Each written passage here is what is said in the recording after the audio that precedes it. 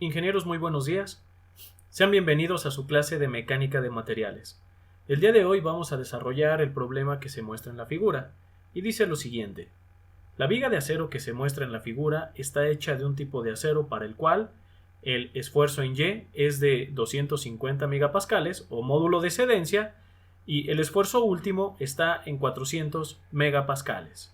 Con un factor de seguridad de 2.5, determine el mayor par que puede aplicarse a la viga cuando se dobla alrededor del eje X. Muy bien, ingenieros, para resolver este problema vamos a comenzar poniendo la ecuación de esfuerzo de flexión. Como ustedes ya saben, cuando vamos a resolver una flexión, vamos a tener que es el esfuerzo axial multiplicado por el momento, por la distancia que hay del eje neutro al punto de análisis, entre el momento de inercia, como se puede apreciar. Bien, pues ahora, ingenieros, una vez que nosotros ya tenemos esta ecuación de esfuerzo, ahora vamos a desglosar cada uno de los términos que nos están diciendo. Hay que poner atención en lo siguiente. Nosotros tenemos que el momento es igual a la fuerza por la distancia. ¿Es correcto? Si estamos hablando de magnitudes, así es como se va a expresar. Pero hay un detalle. Nosotros no tenemos ni el momento, ni tenemos la fuerza, ni tampoco tenemos la distancia. Pero, ¿qué sí tenemos? Bueno, pues tenemos el esfuerzo, tenemos la distancia del eje neutro al punto de análisis y tenemos el momento de inercia. Por lo tanto, si ustedes están de acuerdo, vamos a comenzar obteniendo el momento de inercia de esa figura, que creo que es lo que puede llegar a ser un poco más laborioso. Vamos a ver cómo se hace. Voy a borrar esto que tenemos aquí y ahorita lo vamos a volver a poner enseguida. Para obtener el momento de inercia de la figura que se muestra en la pantalla, necesitamos descomponerla en secciones pequeñas, ya que, como saben, no hay una ecuación que me obtenga el momento de inercia de manera directa de esa figura. Por lo tanto, vamos a separarla en pequeñas partes que sí conozcamos la ecuación.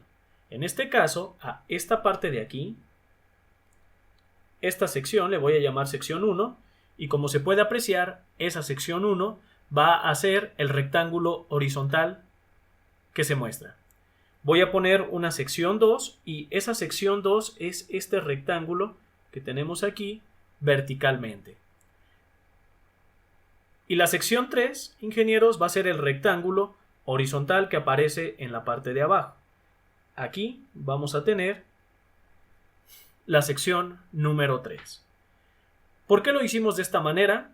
Pues lo hicimos de esta manera porque nosotros sabemos que el momento de inercia de un rectángulo es igual a un doceavo de la base por la altura al cubo, como se puede apreciar. Y bien, pues podemos ver que está girando alrededor del eje X ese momento, y por lo tanto la base va a ser de 200 milímetros y la altura de 260. Bien, ¿qué vamos a comenzar a obtener el momento de inercia de toda la figura? Para obtener esto, yo voy a decir que el momento de inercia de toda la figura va a ser igual al momento de inercia de la figura 1 más el momento de inercia de la figura 2 más el momento de inercia de la figura 3, como se puede apreciar. Ahora bien, necesitamos sacar el momento de inercia de cada una de esas secciones, pero hay que prestar atención en algo. La sección 1 y la sección 3 son exactamente iguales, tienen el mismo espesor y tienen el mismo ancho. Por lo tanto, vamos a tener que determinar el momento de inercia solamente de dos secciones. Para ello, yo voy a decir que la sección 1, el momento de inercia 1, ¿a qué va a ser igual? Pues va a ser igual a un doceavo de la base. La base, ingenieros, pero atención, antes de eso, momento, es muy importante. Resulta de que esta ecuación que tenemos aquí, Inges, es la ecuación para obtener el momento de inercia de un rectángulo, pero siempre y cuando, atención, siempre y cuando el eje coordenado de ese rectángulo se encuentre alineado con el centroide. En este caso, y para no perderle, muchachos, vamos a dejar de utilizar esta ecuación en esta forma solamente, sino que le vamos a agregar otro término más, que se llama A por D al cuadrado. Ese término que acabamos de agregar de A por D al cuadrado es lo que en estática veíamos como teorema de ejes paralelos o teorema de Steiner. Es ese término solamente. ¿Qué es la A? La A es el área de la sección y la D es la distancia que hay del eje neutro de la sección que estamos analizando al eje neutro de toda la figura. Así es como funciona. Por lo tanto, ¿qué vamos a tener? Pues nosotros sabemos, ingenieros, que el eje neutro de toda la figura se encuentra en C. Aquí lo podemos apreciar, de hecho aquí nos lo marcan como una C. Ahí está el centroide. Entonces, vamos a obtener ahora sí el primer momento de inercia. Observen. El momento de inercia 1 es igual a 1/12 de la base. La base, todo lo vamos a hacer en milímetros y podemos apreciar que la base es de 200 milímetros por la altura al cubo. La altura es de 16 milímetros y esto lo vamos a elevar al cubo, más el área de la sección. ¿Qué sección estamos analizando? Estamos analizando la sección número 1, que es el rectángulo horizontal. Por lo tanto, el área va a ser base, la cual ya vimos que es de 200 milímetros, por la altura, que es de 16 milímetros. Y atención, porque aquí viene lo interesante. Tenemos que multiplicar por la D al cuadrado. Y atención, recuerden que la D es la distancia del centroide de mi sección. ¿En dónde se encuentra el centroide de la sección que estoy analizando? Ese centroide se encuentra aquí, ingenieros, a la mitad del rectángulo horizontal.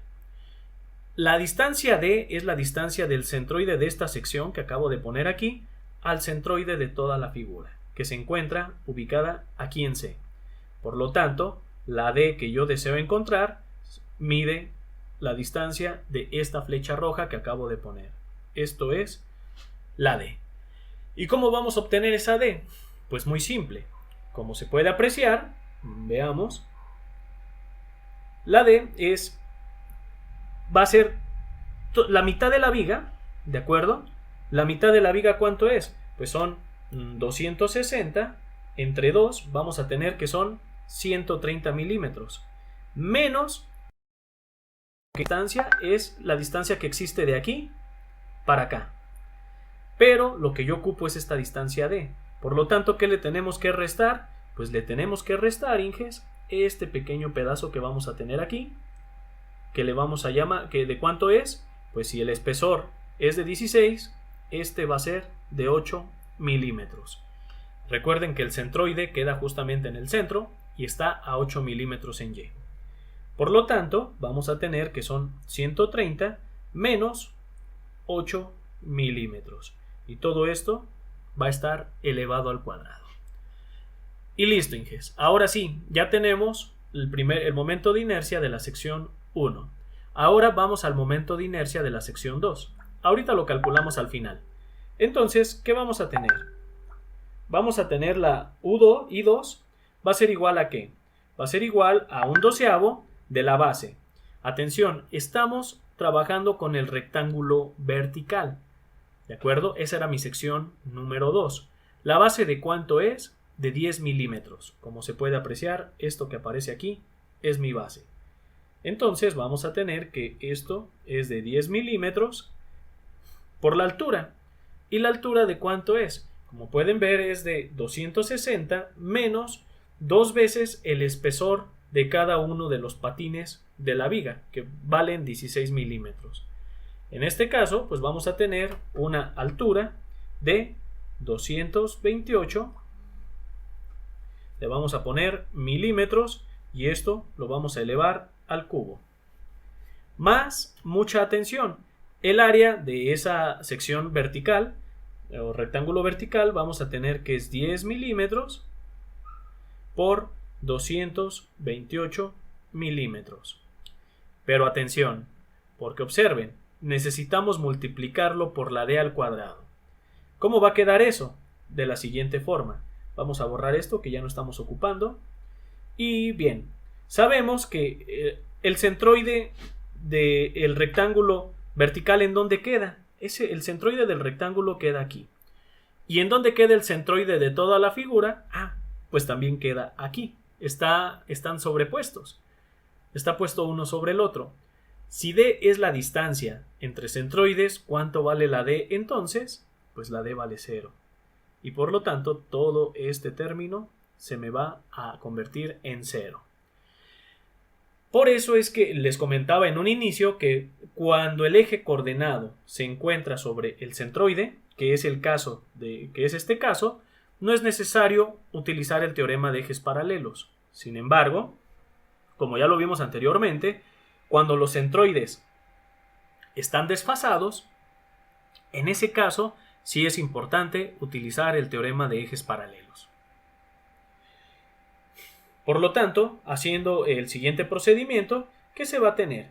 Pues se va a tener 1 entre 12 que va a multiplicar los 200 milímetros por los 16 elevados al cubo, y a esto se le van a sumar los 200 milímetros que se multiplican por los 16 y que se multiplican por los 130 menos 8, y todo esto va elevado al cuadrado. ¿Para qué? Para obtener un momento de inercia como se muestra a continuación. Es de 47.697.066.67. Sabemos que estos son milímetros a la cuarta. Y en la parte de abajo, ¿qué se va a tener? Pues se va a tener que hay un doceavo por los 10 milímetros por los 228 elevados al cubo. Y entonces se va a tener un momento de inercia de 9.876.960, y estos son milímetros a la cuarta. Ahora sí, si lo que deseamos ahora, ingenieros, es determinar el momento de inercia, ¿qué se va a tener? Pues se va a tener que el momento de inercia va a ser igual a ¿qué? Va a ser igual a 2 veces la sección 1, porque hay que recordar que la sección 1 y la sección 3 son iguales. Entonces vamos a tener que es 2 veces, vamos a escribir todo nuevamente, 47.697.066.67 milímetros a la cuarta. Y después a esto le vamos a sumar la otra cantidad, que es de 9.876.960 milímetros a la cuarta. Y listo. Ahora sí, al hacer esa sumatoria, denme un momento y vamos a ver qué obtenemos. 697.066.67. Y esto lo vamos a multiplicar por 2. Vamos a obtener como resultado un momento de inercia final de 105.271.093.3, y esto es milímetros a la cuarta. Y ahora sí, ingenieros, hasta ahorita acabamos de obtener nuestro momento de inercia. Ahora bien, ya una vez que tenemos el momento de inercia, me hace falta encontrar la C. La C es la distancia del eje neutro al punto de análisis. Pero atención, seguramente ustedes se estarán preguntando, bueno, pero no nos están dando punto de análisis como en algunos otros problemas. Pues sí, en efecto, no nos dan punto de análisis, pero necesitamos ir a la teoría y recordar algo.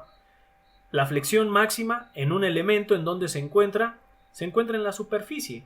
Por lo tanto, voy a decir, el punto que yo voy a analizar es este que se encuentra aquí en esta superficie, que le voy a llamar A. Y entonces, ¿qué quiere decir eso? Pues que la C es la distancia del eje neutro al punto de análisis. Pues el eje neutro se encuentra justamente a la mitad de la sección y mi punto de análisis se encuentra en uno de los extremos. Por lo tanto, tenemos que hacer el 260, que es la longitud total, entre 2, para tener una variable C o una constante C de 130, y esto nos queda en milímetros. Ahora solamente resta determinar el esfuerzo, porque a partir del esfuerzo es donde vamos a poder obtener la fuerza para que no exceda los factores de seguridad ni los esfuerzos que nos están presentando en el problema. Entonces, bien, ahora, para sacar el esfuerzo permisible, ¿qué es lo que vamos a hacer?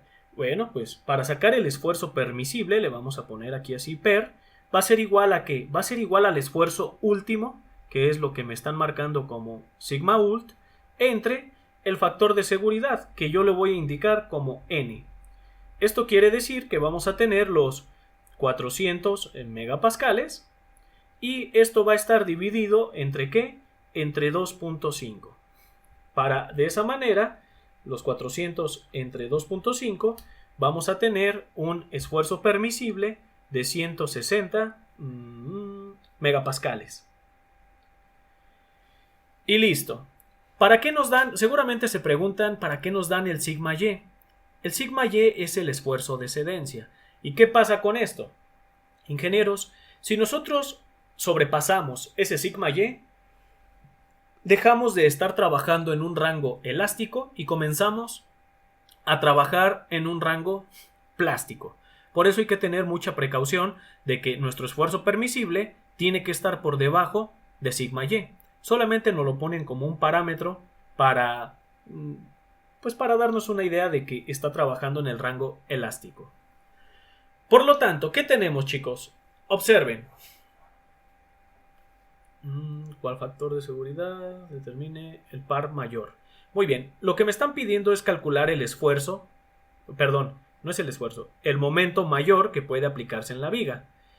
Observen, entonces, ahora sí, recurrimos, sabemos que tenemos el esfuerzo de flexión, que a este le vamos a llamar el esfuerzo permisible, que es lo que me están permitiendo que se pueda flexionar la viga, es igual a ¿qué? Es igual al momento por la distancia del eje neutro al punto de análisis entre el momento de inercia. ¿Qué es lo que me está pidiendo el libro, ingenieros? Me está pidiendo el par. Recuerden que un par es un momento. Me están pidiendo esta variable. Y como seguramente ustedes ya se dieron cuenta, pues tenemos ya todas las variables involucradas para poder encontrar el par. Por lo tanto, ¿cómo va a quedar ese par? Pues el momento va a ser igual a ¿qué? Al esfuerzo, que son los 160 megapascales. Y esto lo vamos a multiplicar, esta I del momento de inercia pasa hacia el otro lado, lo vamos a multiplicar por los 105.271.093.3 milímetros a la cuarta. Y listo. ¿Y qué más va a pasar? Pues ahora todo esto se va a dividir entre la C, que es 130 milímetros. Hay que prestar mucha atención con las unidades, Inges. ¿Por qué?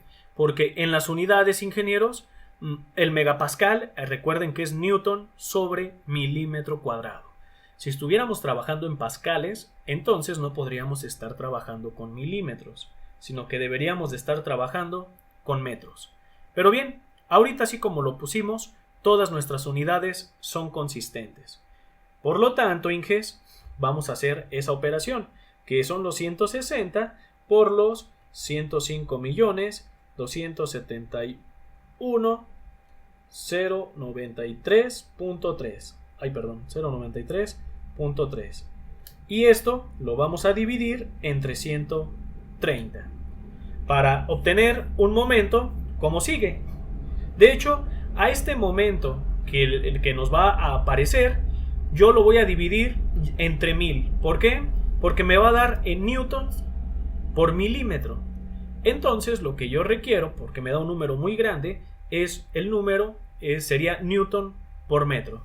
Por lo tanto, a ese resultado que se acaba de obtener se va a dividir entre 1000. Y vamos a tener entonces un par de 129.564.42 y esto me va a quedar como newton metro.